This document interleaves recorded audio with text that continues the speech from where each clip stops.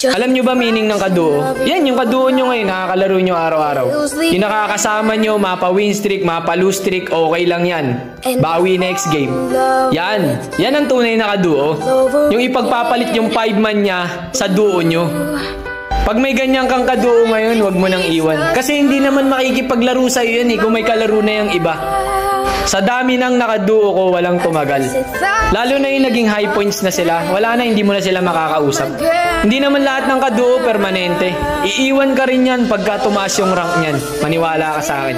At lalo na pagka gusto mo pa yung kaduo mo, tapos nasama dun sa malakas na core, ikaw tong si tank user. Wala kang kalaban-laban, diba? Kasi hindi mo naman siya kayang buhatin sa duo. Kasi tank ka nga.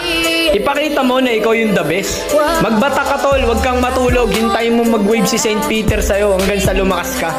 Hanggang sa mapansin ka niya na tank user ka dati, ngayong core ka na. Pag bumalik sa'yo, sabihin mo mama mo blue.